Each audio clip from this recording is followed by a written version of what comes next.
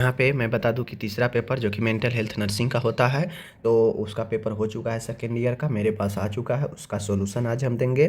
कितने ऑब्जेक्टिव आप 15 में सही कर पाए हैं, कितने सब्जेक्टिव लिख पाए हैं, जो मैं एक दिन पहले दिया था इंपॉर्टेंट क्वेश्चन, उससे कितना आया है, चलिए हम सब कुछ बात करेंगे। ठीक है, सबसे पहले देख सकते हैं यहाँ पे MPNRC की तरफ से जो एग्ज़ाम हुआ है mental health and psychiatric nursing का। ठीक है, चलिए देखते हैं।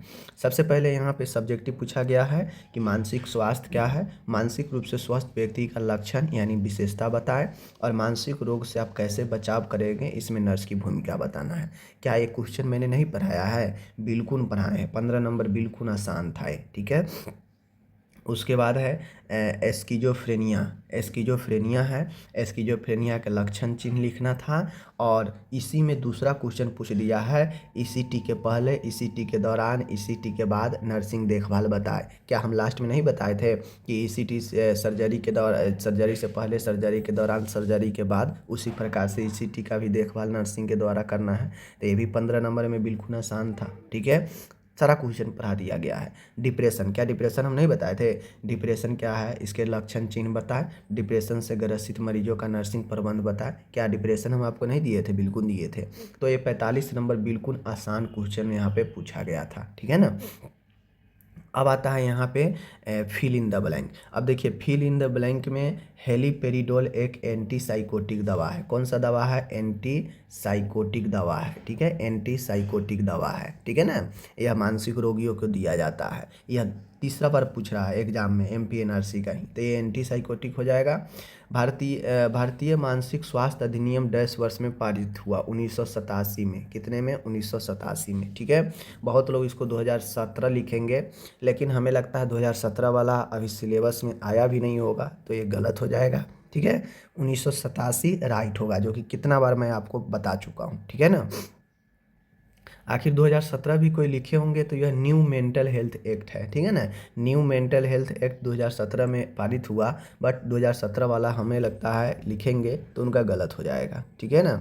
आगे है, भावनात्मक अनुभूति की कमी को क्या कहा जाता है? भावनात्मक अनुभूति की कमी को क्या कहा जाता है? ठीक है ना, ये बताना। चलिए, भावनात्मक अनुभूति के जो कमी होता है, lack of emotion feeling is known as alexithymia. क्या चीज़ होगा? एलेक्स्थेमिया होगा। एलेक्स्थेमिया, एलेक्स्थेमिया। ठीक है ना, एलेक्स्थेमिया। ठीक है ना, तो ये हो जाएगा आपका तीसरा का, भावनात्मक अनुभूति में कमी। ठीक है ना। समान से अधिक खाने को क्या कहा जाता है? तो फिल इन द ब्लैंक में मैं यहाँ पे आप लोग को बता दूं कि जो हेरीपेरिडोल है यह एक एंटीसाइकोटिक दवा है। भारतीय मानसिक स्वास्थ्य अधिनियम किस वर्ष पारित हुआ? तो 1987 वाला जो है इसका राइट होगा। ठीक है, आगे हम लोग बढ़ते हैं, तो आगे वाला होगा भावनात्मक अनुभूति की कमी, एलेक्स्थेमिया कहा जाता है, बता दिए हैं। समान से अधिक खाने खाने को हम लोग बुलिमिया नर्वोसा कहते हैं। क्या कहते हैं? बुलिमिया नर्वोसा कहते हैं। ठीक है ना, बुलिमिया नर्वोसा समान से अधिक खाने को कहते हैं। ठीक है, और यहाँ पे पूछा है कि स्मृति की हानि डैश कहलाती है, यानी एमनेसिया होगा। एमनेसिया में होता यह है कि मेमोरी की हानि को एमनेसिया कहते हैं। ठीक है, तो ऑब्जेक्टिव में 2 क्वेश्चन था जो कि थोड़ा इधर उधर करने वाला था, बट सारा क्वेश्चन मैंने पढ़ा रखा है। देखिएगा आप लोग ऑब्जेक्टिव में, तो पूरा ऑब्जेक्टिव से आपको मिल जाएंगे, लेकिन उसके लिए मेहनत करना पड़ेगा। अब मैं पहले ही बताया कि 7-8 साल, देखिए 7-8 साल में कौन कौन है। ए दवा, ए क्वेश्चन है। ठीक है, एक क्वेश्चन है, एक क्वेश्चन है। ठीक है, और एक क्वेश्चन है। एक क्वेश्चन आपको तो जरूर 2 क्वेश्चन ऐसा मिलेगा जो नया रहेगा, तो उसके लिए तो मेहनत करना ही पड़ेगा। ठीक है, आगे बढ़ते हैं। अब आ गया यहाँ पे मैचिंग। मैचिंग में क्या कहता है आप लोग ज़रा देख लीजिए। मैचिंग में बहुत ही आसान मैचिंग था 5 नंबर के लिए। देखिए, ऊंचाई से भय। ठीक है ना, ऊंचाई से भय, ऊंचाई से भय को एक्रोफोबिया कहते हैं। आपका 1 का 5 हो जाएगा। मति भ्रम, हैलुसिनेशन। हैलुसिनेशन क्या है? यह एक परसेप्शन का बीमारी है। ठीक है ना, हैलुसिनेशन परसेप्शन का बीमारी है, जिसमें व्यक्ति गलत चीज़ों का व्याख्या करने लगता है। ठीक है, उसके बाद है आपका, मैं यहाँ पे बता दूँ, देखिए मनोदशा का विकार।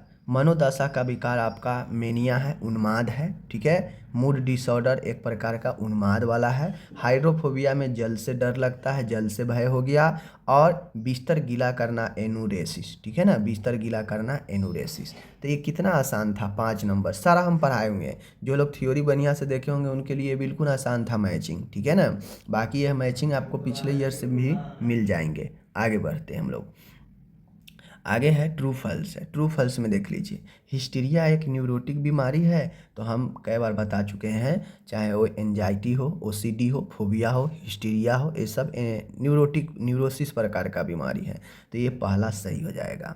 बुलिमिया नर्वोसा में व्यक्ति उल्टी करता है, गलत। बुलिमिया नर्वोसा में अभी जो मैंने बताया है, बुलिमिया नर्वोसा में व्यक्ति बहुत ज़्यादा खाना खाता है, तो दोनों क्वेश्चन फिलअप में भी पूछ दिया और यहाँ ट्रू फॉल्स में भी पूछ दिया उल्टा करके। तो देख लीजिए दोनों एक ही क्वेश्चन 2 हो गया, ठीक है, तो दूसरा गलत।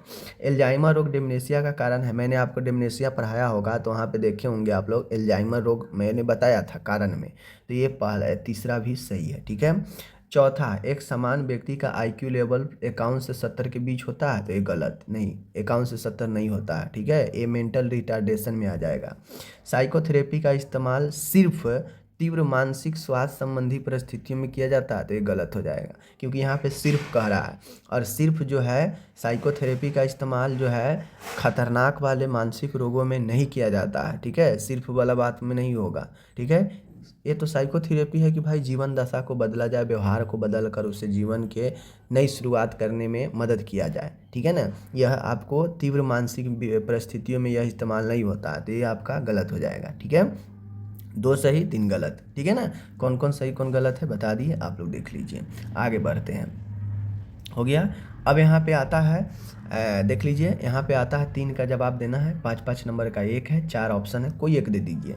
फोबिया भी पढ़ा चुके हैं, एडमिशन एंड डिस्चार्ज प्रोसेस भी बता दिए हैं, ड्रग एडिक्शन भी बता दिए थे, ऑक्यूपेशनल थेरेपी भी बता दिए थे। तो चारों में से जो आपको आता है 3 का जवाब मात्र देना था, जो भी आप 3 जवाब दे दीजिए, ठीक है, 15 नंबर। अब बताइए, लोग कहते हैं मेंटल हेल्थ बहुत भारी है, इतना आसान, मैंने सारा क्वेश्चन पढ़ा रखा है, सब्जेक्टिव ऑब्जेक्टिव।